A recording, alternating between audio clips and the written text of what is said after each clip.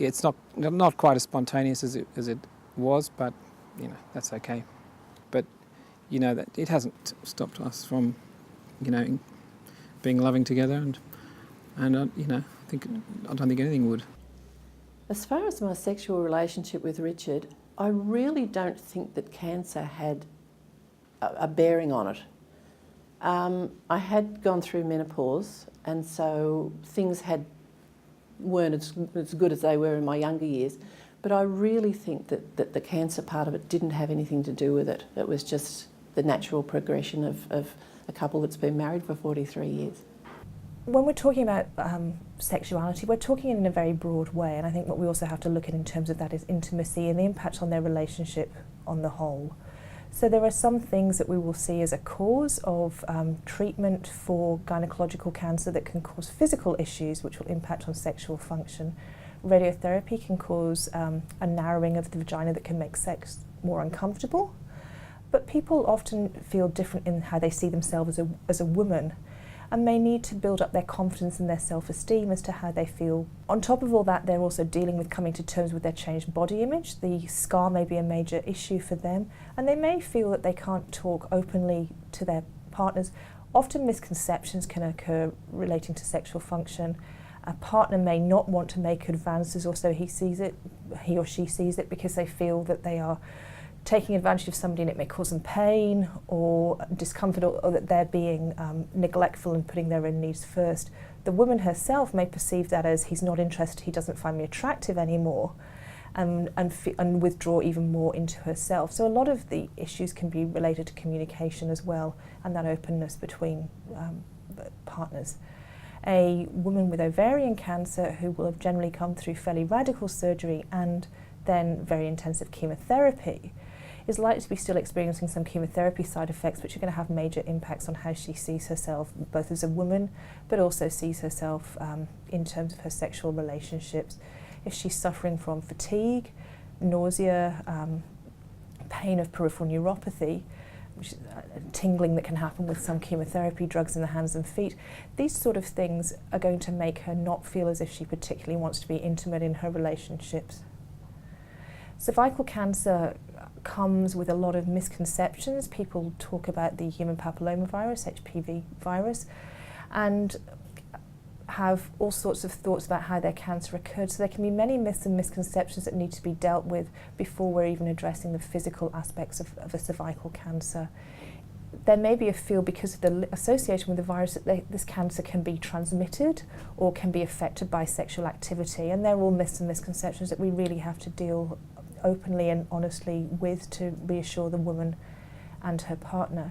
The emotional reaction to gynecological cancer can cause women to have quite a lot of distress. They may get thoughts running through their head and all manner of things, and if that's happening, it's actually very hard to concentrate on relationships and develop the desire to have sexual relationship with your partner when that's really just not your priority. One of the things we do with women with sexual problems following their cancer diagnosis is to actually just sit down and spend some time with them and with their partner as well, if that's appropriate from the woman's perspective. What that means is that we can get a really good idea of what is appropriate for the woman, what her sexual relationships and general relationships were like before the cancer, so we know where we're starting from.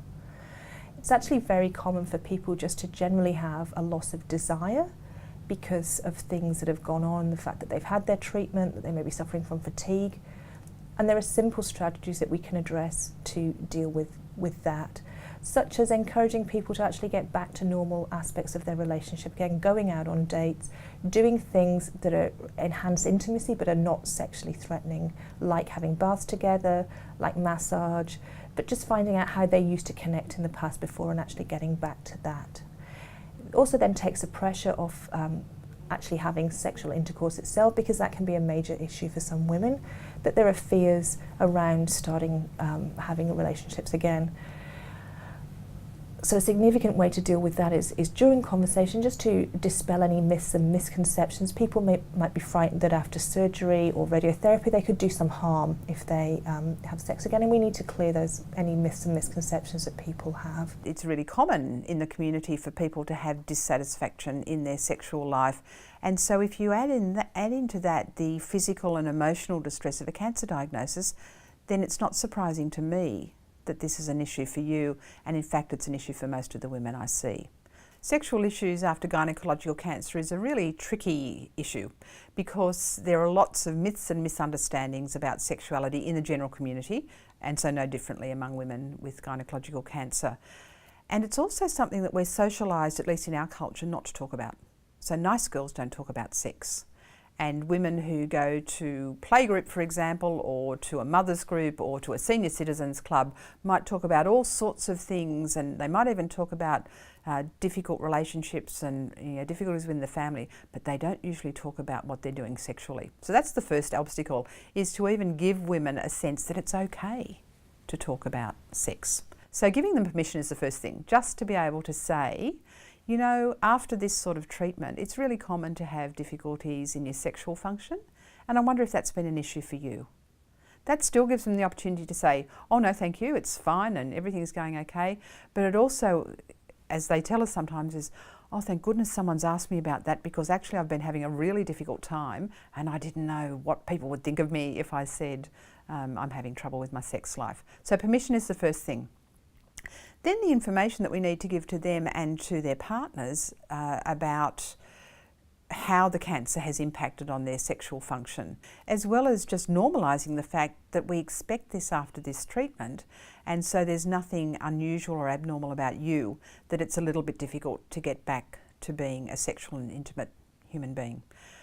One of the biggest obstacles is that sense of it's going to be painful, it's going to be uncomfortable, and so I don't want to even think about getting started. And that can be an issue for partners as well. What we often see is a mismatch between libido and what each part of the partnership wants about their sexuality. Sometimes women may feel that it's really important to get back to their sexual relationship because that's normality and that's okay.